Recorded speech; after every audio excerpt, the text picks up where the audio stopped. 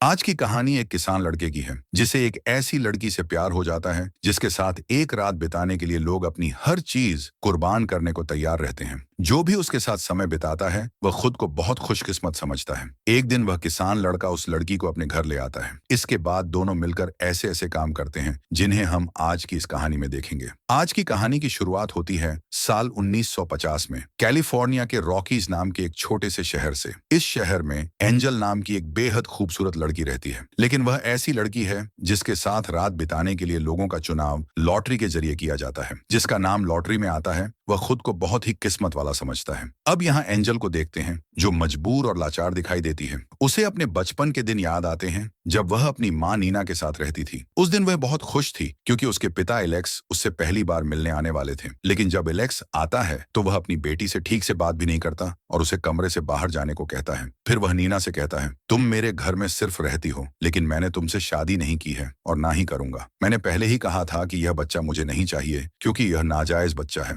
ये सुनकर नीना गुस्से में भड़क जाती है। एलेक्स भी गुस्से में आकर नीना को बहुत मारता है और फिर वहां से चला जाता है। ये सब एंजल ने बाहर से सुन लिया था। अपने पिता का यह रूप देखकर वह फूट फूट कर रोने लगती है। फिर उसकी माँ बाहर आकर उसे समझाती है, इसमें तुम्हारी कोई गलती नहीं है। मैं इस दुनिया में सबसे ज्यादा प्यार तुमसे करती हूँ। कुछ दिन बाद नीना को एलेक्स से एक खत मिलता है जिसमें लिखा होता है कि उसने उनके लिए सभी रास्ते बंद कर दिए हैं। उसने घर भी बेच दिया है और उनसे कभी न मिलने का फैसला कर लिया है। इसके बाद नीना अपनी बेटी को लेकर घर छोड़ देती है। अपना गुजारा करने के लिए वह अपने सारे गहने बेचने के लिए जॉन नाम के एक आदमी के पास जाती है। लेकिन जॉन कहता है, ये गहने नकली हैं जिनकी कोई कीमत नहीं है, लेकिन तुम खुद बहुत कीमती हो। अगर तुम मेरे लिए काम करोगी तो तुम्हें पैसे भी मिलेंगे और यहाँ रहने की जगह भी मिल जाएगी। नीना अपनी मजबूरी की वजह से जॉन की बात मान लेती है। इसके बाद जॉन सबसे पहले नीना के साथ जबरदस्ती नजदीकी बढ़ाता है और फिर उसे काम पर लगा देता है ताकि वे दोनों पैसे कमा सकें। लेकिन कुछ ही दिनों बाद नीना को एक गंभीर बीमारी हो जाती है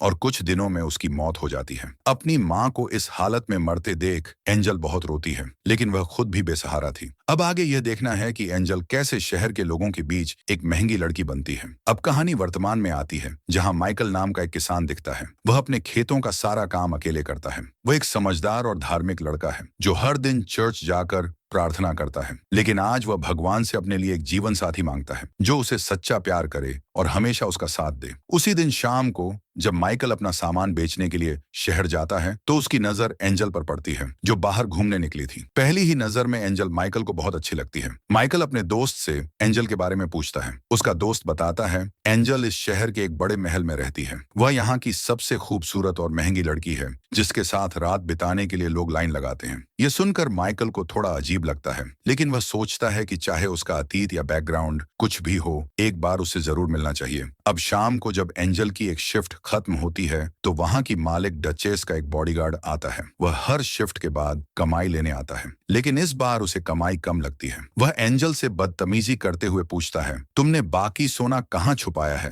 एंजल गुस्से में आकर उसे गालियां देती है। इससे बॉडीगार्ड भड़क जाता है और उसे पीटना शुरू कर देता है। फिर वह उसे पकड़कर जबरदस्ती पानी के टब में डुबाने लगता है। तभी डचेस वहां आकर बॉडीगार्ड को रोकती है और कहती है, अगर एंजल को एक खरोंच भी आई तो नीचे खड़े लोग तुम्हें नहीं छोड़ेंगे। अब गुस्सा छोड़ो और उसे जल्दी से अगली शिफ्ट के लिए तैयार करो। थोड़ी देर बाद एंजल फिर से अपने काम के लिए तैयार हो जाती है और इस बार माइकल उससे मिलने आता है। एंजल उससे पूछती है, मैं तुम्हें कैसे खुश कर सकती हूँ? तो माइकल जवाब देता है, मैं तुमसे सिर्फ बात करने आया हूँ। मैं दूसरों की तरह नहीं हूँ। मैं एक किसान हूँ और अपने फार्म पर काम करता हूँ। इसके बाद माइकल एंजल को शादी का प्रपोजल करता है। ये सुनकर एंजल हंस पड़ती है और कहती है, ये इस हफ्ते का 5वां प्रपोजल है। मेरे पास ऐसे कई लोग आते हैं जो मीठी मीठी बातें करते हैं। माइकल का समय खत्म हो जाता है और एंजल उसे रूम से बाहर निकाल देती है। लेकिन अगले दिन माइकल 2 गुना पैसे देकर एंजल से फिर मिलने आता है। वह एंजल से कहता है, मुझे पहली नजर में ही तुमसे प्यार हो गया था। मैं चाहता हूँ कि तुम मेरे साथ चलो।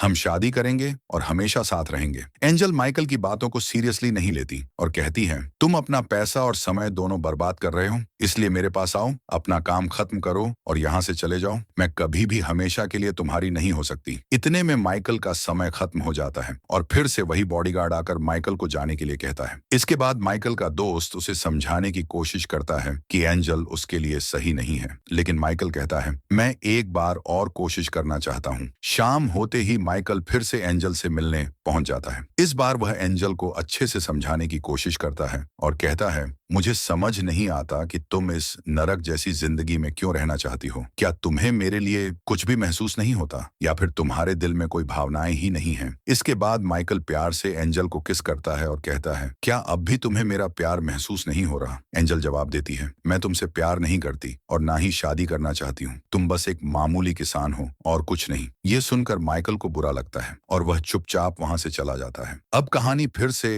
एंजल के बचपन में चली जाती है। जब एंजल की मां का निधन हो गया था, तब जॉन नाम का वह जौहरी एंजल को एक दूसरे शहर में ले गया था। वह उसे बेचने के लिए लाया था, लेकिन वहां काम करने वाली सैली नाम की एक लड़की जॉन से रिक्वेस्ट करती है, इस लड़की को कहीं और ले जाओ, यह जगह उसके लिए सही नहीं है। लेकिन जॉन उसकी बात नहीं मानता और एंजल को बॉस के कमरे में ले जाता है। थोड़ी देर बाद वहां का बॉस ड्यूक आता है। फिर जॉन कहता है, इस लड़की को ले लो और मुझे मेरा पैसा दे दो। लेकिन ड्यूक के इशारे पर उसके आदमी जॉन को मार देते हैं। यह देखकर एंजल डर जाती है, लेकिन ड्यूक उससे कहता है, अब से तुम मेरे लिए काम करोगी। और इस तरह वह एंजल को डरा धमकाकर वहां रख लेता है। कुछ सालों में जब एंजल बड़ी हो जाती है, तो ड्यूक उसे इस काम में लगा देता है। एंजल के दिल से अब डर नाम की चीज खत्म हो चुकी थी। उसे यह विश्वास हो गया था कि दुनिया के सारे मर्द एक जैसे ही होते हैं। लेकिन फिर भी एंजल मजबूर थी। एक दिन वहां इलेक्स आता है, लेकिन उसे यह नहीं पता था कि एंजल उसकी ही बेटी है। जब वह एंजल को लेकर कमरे में जाता है, तो एंजल उसे अपनी सच्चाई बताती है। यह सुनकर इलेक्स को एहसास होता है कि उसी की वजह से उसकी बेटी की जिंदगी बर्बाद हो गई है। वह खुद को दोषी मानता है और आत्महत्या कर लेता है। इसी बीच सैली एंजल को कुछ पैसे देकर वहां से भागने में मदद करती है। जब ड्यूक को यह बात पता चलती है, तो वह गुस्से में सैली की हत्या करवा देता है। इसके बाद एंजल को एक जहाज पर बैठते हुए दिखाया जाता है, जिससे वह शहर से दूर जा रही होती है। जहाज में कुछ और लड़कियां भी होती हैं जो उससे बातें करती हैं। लेकिन जब एंजल दूसरे शहर रॉकीज में पहुंचती है, तो वही लड़कियां उसे पीट कर बेहोश कर देती हैं और उसके सारे पैसे चुरा लेती हैं। इसके बाद डचेस नाम की एक महिला उसे बचाती है और अपने महल में लाकर उसे धंधे पर लगा देती है। अब कहानी फिर से प्रेजेंट में आती है। एंजल की तबीयत खराब हो जाती है। उसकी दोस्त उससे पूछती है, तुम्हें क्या हुआ है? तो एंजल जवाब देती है, मैं माइकल के बारे में सोचते सोचते कमजोर हो गई हूँ। अब मैंने तय कर लिया है कि मैं यह काम छोड़ दूंगी। एंजल ने अपने सारे पैसे डचेस के पास सेफ रखे हुए थे। वह डचेस से अपने पैसे मांगने जाती है। डचेस कहती है, यहाँ से जाने के बाद तुम क्या करोगी? मैं तुम्हें यहाँ अच्छा खाना, कपड़े और रहने की जगह देती हूँ। बाहर तुम्हें क्या मिलेगा? लेकिन एंजल ने अपना मन बना लिया था। वह कहती है, मुझे मेरे पैसे दे दो। ये सुनकर डचेस गुस्से में आ जाती है और कहती है, मैं तुम्हें कुछ भी नहीं दूंगी। एंजल को भी गुस्सा आ जाता है और वह डचेस पर चिल्लाने लगती है। इसके बाद डचेस अपने आदमी को बुलाती है और कहती है, इसको सबक सिखाओ। उसका आदमी एंजल को ले जाकर बहुत मारता है। उसी रात माइकल को सपना आता है कि एंजल के साथ कुछ बुरा हो रहा है। अगली सुबह माइकल पैलेस पहुंच जाता है और देखता है कि एंजल की हालत बहुत खराब है। उसे बहुत गुस्सा आता है और वह डचेस से कहता है, अब मैं इसे यहाँ से लेकर जा रहा हूँ। लेकिन डचेस कहती है, एंजल पर मेरा कर्ज है और कर्ज चुकाए बिना वह कहीं नहीं जा सकती। ये सुनकर माइकल डचेस को एंजल के कर्ज से 3 गुना ज्यादा पैसे दे देता है। फिर वह एंजल को अपनी मां की अंगूठी देकर कहता है, क्या तुम मुझसे शादी करोगी? इस पर एंजल हाँ कहती है। इसके बाद माइकल एंजल को अपने फार्म पर ले जाता है। मार की वजह से उसकी हालत बहुत खराब थी। वह माइकल से कहती है, तुमने डचेस को बहुत सारे पैसे दे दिए। माइकल कहता है, उसकी परवाह मत करो, मुझे बस तुम्हें उस जगह से बचाना था। लेकिन एंजल वह अंगूठी वापस कर देती है और कहती है,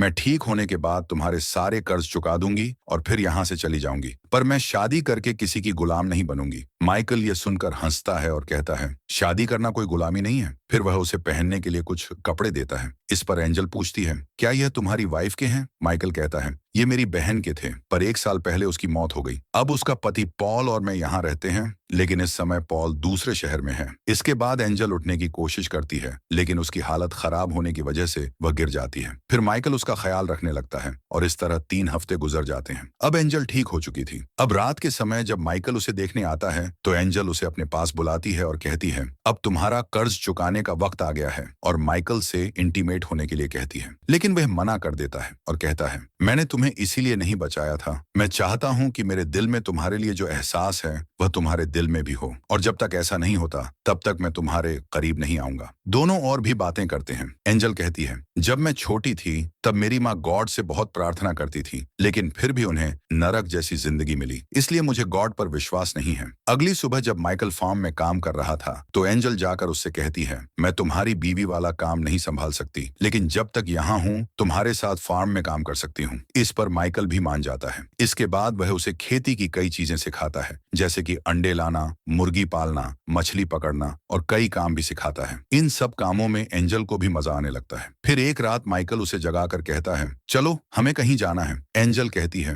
थोड़ी देर बाद सुबह होने वाली है, अब रात को कहाँ ले जाओगे? इसके बाद माइकल उसे एक पहाड़ी पर ले जाता है और वहां से खूबसूरत सनराइज दिखाता है और कहता है, मैं तुम्हें ऐसी ही जिंदगी देना चाहता हूँ जिसमें बहुत सारे रंग होंगे, ठीक इसी सूर्योदय की तरह। एंजल कहती है, अगर तुम मेरी जिंदगी का आधा सच भी जान लोगे तो मुझसे नफरत करने लगोगे। इस पर माइकल कहता है, वो जिंदगी तुमने नहीं चुनी थी, लेकिन अब तुम अपनी मनचाही जिंदगी चुन सकती हो। पर एंजल कहती है, मुझे पता भी नहीं कि मैं यहाँ पर क्यों हूँ। तुम मुझे अपनी बीवी तो मानते हो, पर मेरे करीब नहीं आते। माइकल बताता है, मैं बस इंतजार कर रहा था तुम्हारे दिल में वह एहसास होने का। इसके बाद दोनों किस करने लगते हैं। फिर दोनों घर चले आते हैं। घर आकर माइकल पहली बार एंजल के साथ इंटीमेट हो जाता है और दोनों इस पल को बहुत एंजॉय करते हैं। अब अगले दिन फार्म में पॉल आता है और माइकल से मिलता है। पॉल अपने काम के लिए दूसरे शहर गया था और वह बहुत दिनों बाद लौटा है। दोनों एक दूसरे का हालचाल पूछते हैं और माइकल कहता है कि मैंने शादी कर ली है। इसके बाद वह जब पॉल को एंजल से मिलवाने ले जाता है तो पॉल उसे देखकर पहचान लेता है, पर इस वक्त वह कुछ भी नहीं कहता। फिर माइकल के जाने के बाद पॉल एंजल से बात करता है और कहता है, मैं अच्छे से जानता हूँ कि तुम कौन हो और किस तरह का काम करती हो। माइकल बहुत ही अच्छा लड़का है, उसे एक अच्छी बीवी मिलनी चाहिए, ना कि तुम जैसी। एंजल कहती है, वह खुद मेरे पास आया था और सब जानने के बाद ही उसने मुझे अपनाया और यह बात तुम्हें भी स्वीकार कर लेनी चाहिए। लेकिन पॉल नहीं मानता और यहाँ से माइकल के पास जाता है और एंजल के बारे में उल्टा सीधा बोलने लगता है। तो माइकल उसे एक पंच मार देता है और कहता है, अगर तुम मुझे भाई जैसा मानते हो तो एंजल को भी एक बहन जैसी माननी पड़ेगी। फिर वह सॉरी भी कहता है और समझाता है, तुम चाहो तो शहर जाकर एक नया बिजनेस शुरू कर सकते हो और पहले की तरह अच्छे से जी सकते हो। नेक्स्ट सीन में एंजल और माइकल को एक साथ देखा जाता है। माइकल कहता है, अगले दिन पॉल शहर जा रहा है और हमारे बीच जो हुआ वो भी बताता है। फिर एंजल के पास आकर कहता है, मुझे तुम्हारे साथ पूरी जिंदगी बितानी है। मैं चाहता हूँ कि हमारे बच्चे हों और हम पूरी जिंदगी खुश रहें। लेकिन एंजल माँ नहीं बन सकती थी और यह बात अब तक माइकल को नहीं पता थी। अब यहाँ पर हमें एंजल का पास्ट दिखाया जाता है। एक बार वह प्रेग्नेंट हो गई थी और ऐसा फिर से न हो, इसीलिए ड्यूक ने एक डॉक्टर को बुलाया और जबरदस्ती एंजल का अबॉर्शन करवा दिया ताकि वह कभी भी मां न बन पाए। अब दूसरे दिन से एंजल फार्म के सारे काम अच्छे से करने लगती है और उसने फिशिंग करना भी सीख लिया था, क्योंकि वह कहीं न कहीं माइकल के प्यार को समझने लगी थी। पर अभी भी वह खुद को दोषी मान रही थी, क्योंकि उसके अतीत की कड़वी सच्चाई के बारे में माइकल को कुछ नहीं पता था। इसलिए वह खुद को माइकल के काबिल नहीं मान पा रही थी। फिर वो दोनों एक रास्ते से गुजरते समय कुछ लोगों को देखते हैं। वो एक फैमिली थी और उनकी माँ एलिजाबेथ प्रेग्नेंट थी। उनका अपना घर नहीं था और वह किसी दूसरी जगह रहने के लिए जा रहे थे। तो माइकल और एंजल उनका ख्याल रखने के लिए उन्हें घर ले आते हैं और उन्हें खाना देते हैं। वो उनकी बहुत शुक्रगुजार होते हैं। और उनकी मरियम नाम की एक बड़ी बेटी भी थी जो एंजल से पूछती है, तुम और माइकल कैसे मिले थे? तो वह उसे बता देती है कि वह पहले क्या थी और किस तरह वह मिले थे। और इसी बीच दोनों अच्छे दोस्त बन जाते हैं। अब ऐसे ही समय गुजरने लगता है और एलिजाबेथ एक बेटे को जन्म देती है, जिससे सभी बहुत खुश होते हैं। माइकल और मरियम दोनों मिलकर उस बच्चे का ख्याल रख रहे थे, जो देखकर एंजल को लगता है कि मरियम और माइकल की जोड़ी बहुत ही अच्छी रहेगी। फिर रात को मरियम के पिता सबको बताते हैं कि उन्होंने पॉल से कुछ जमीन खरीद ली है और अब वह सब मिलकर यहीं रहेंगे। अगले दिन जब माइकल और एंजल खेत में होते हैं तो एंजल कहती है, मरियम बहुत प्यारी लड़की है और तुम दोनों की जोड़ी बहुत अच्छी लगेगी। इस पर माइकल कहता है, मैं सिर्फ तुमसे प्यार करता हूँ और हमारे बीच कोई भी नहीं आ सकता। इसके बाद एंजल उसे वह सच बता देती है कि ड्यूक ने एक डॉक्टर से जबरदस्ती उसका ऑपरेशन करवाया था, जिससे वह अब कभी भी मां नहीं बन सकती। मगर माइकल कहता है, तुम जैसी भी थी इससे फर्क नहीं पड़ता। मैं तुमसे बहुत प्यार करता हूँ और यह कभी भी नहीं बदलेगा। हमें कभी भी उम्मीद नहीं छोड़नी चाहिए, क्योंकि कभी भी कुछ भी हो सकता है। पर एंजल ने यह मान लिया था कि ऐसा कुछ भी नहीं होगा। न वह कभी मां बन सकती है और न ही माइकल की एक अच्छी बीवी बन सकती है। उसके बाद हम दोनों को डिनर करते हुए देखते हैं, जहां एंजल कहती है, मुझे उस जगह ले चलो जहां पर हमने सनराइज देखा था। फिर दोनों वहां जाकर सनसेट देखते हैं और उस पल को यादगार बनाने के लिए दोनों वहीं पर इंटीमेट हो जाते हैं। फिर अगली सुबह एंजल मरियम के लिए एक लेटर लिखती है और उसमें माइकल की अंगूठी रखकर सबके जागने से पहले एक आदमी के साथ शहर चली जाती है। इसके बाद मरियम को वो लेटर मिलती है जिसमें लिखा होता है कि माइकल और मरियम की एक खूबसूरत जोड़ी बन सकती है और वह हमेशा खुश रहेंगे। फिर मरियम वो लेटर माइकल को दिखाती है और कहती है तुम्हें जाकर उसे रोकना चाहिए, पर माइकल कहता है मैंने उसके लिए सब कुछ किया और उसे अपने प्यार का एहसास भी दिलाया। अब यह उसकी जिंदगी है और वापस आने का फैसला भी उसी को करना होगा। वही एंजल शहर के एक होटल में पहुंचती है और होटल के मालिक से कहती है अगर आपको किसी कुक की जरूरत है तो मैं वह काम कर सकती हूँ, पर मुझे यहाँ रहने के लिए जगह भी चाहिए। ये सुनकर होटल के मालिक मान जाता है। अब एंजल वहाँ काम करने लगती है, लेकिन उसी दिन ड्यूक का एक आदमी उसे वहाँ काम करते हुए देख लेता है। वहीं रात को होटल में आग लग जाती है और सब कुछ जलकर राख हो जाता है। अगले दिन एंजल जले हुए सामानों को समेट रही थी, तभी उसके सामने ड्यूक आता है। ड्यूक वही आदमी है जिसने बचपन में एंजल को जॉन को मारकर अपने कब्जे में किया था। अब वह इस शहर में आकर अपना वही धंधा शुरू कर चुका था जिसके बारे में एंजल को कुछ नहीं पता था। वह एंजल से कहता है मेरे साथ चलो, लेकिन एंजल कहती है तुम मुझसे जबरदस्ती नहीं कर सकते। इस पर ड्यूक बताता है कल रात होटल में मैंने ही आग लगवाई थी और अगर तुम नहीं मानोगी तो मैं इस होटल के मालिक को भी मरवा दूंगा। इसके बाद एंजल ना चाहते हुए भी उसके साथ चली जाती है, लेकिन वहां जाकर देखती है कि ड्यूक के पास दो छोटी लड़कियां हैं जिनके साथ वह भी वही काम करवा रहा है जो एंजल के साथ किया जाता था। यह देखकर एंजल कहती है तुम बड़ी लड़कियों को संभाल नहीं सकते, इसलिए छोटी बच्चियों को लाकर उन पर जुल्म करते हो। ड्यूक उसे धमकाते हुए कहता है अगर तुम मेरे खिलाफ गई या भागने की कोशिश की तो मैं तुम्हें मार डालूंगा। अब जल्दी से तैयार हो जाओ, मुझे तुम्हें सबके सामने ले जाकर दिखाना है। इसके बाद वह एंजल को स्टेज पर ले जाकर सबके सामने दिखाना चाहता है, लेकिन इसी बीच एंजल पहली बार गॉड से प्रार्थना करती है अगर आप सच में हो तो उन छोटी बच्चियों के लिए ही सही मेरी मदद करो और मुझे सच बोलने की शक्ति दो। इसके बाद ड्यूक उसे स्टेज पर ले जाता है, लेकिन एंजल स्टेज पर खड़ी होकर सबको बताती है कि किस तरह से ड्यूक छोटी लड़कियों के साथ जुल्म करता है और अपनी कहानी भी बताती है। यह सुनकर ड्यूक सबको बताता है कि यह झूठ बोल रही है और फिर उसे जबरदस्ती स्टेज से एक कमरे में ले जाता है। वहां वह उसे मारने ही वाला होता है, तभी ड्यूक का एक आदमी आकर उसे गिरा देता है, क्योंकि वह आदमी ड्यूक के क्रूर तरीकों से तंग आ चुका था। इसलिए वह एंजल को भागने के लिए कहता है। अब एंजल जल्दी से उन दोनों बच्चियों के कमरे में जाकर उन्हें बचाकर बाहर भागने लगती है। यह देखकर सभी लोग समझ जाते हैं कि ड्यूक सच में बेरहम है जो छोटी बच्चियों के साथ जुल्म करता है। इसके बाद सभी लोग भड़क जाते हैं और ड्यूक को मारने के लिए बढ़ने लगते हैं। ड्यूक भागता हुआ दिखता है, लेकिन सभी लोग उसे चारों तरफ से घेर लेते हैं और उसे पकड़कर फांसी दे देते हैं। अब 3 साल बाद का समय दिखाया जाता है। यहाँ पॉल एक दूसरे शहर में दिखते हैं और अचानक एंजल को देख लेते हैं। फिर उनका पीछा करते हुए वह एक बड़े स्कूल में पहुंच जाते हैं। अंदर जाकर इंक्वायरी करते हैं और एंजल से मिलते हैं। इसके बाद वह एंजल से पूछती हैं कि यह सब क्या है और तुम यहाँ क्या कर रही हो।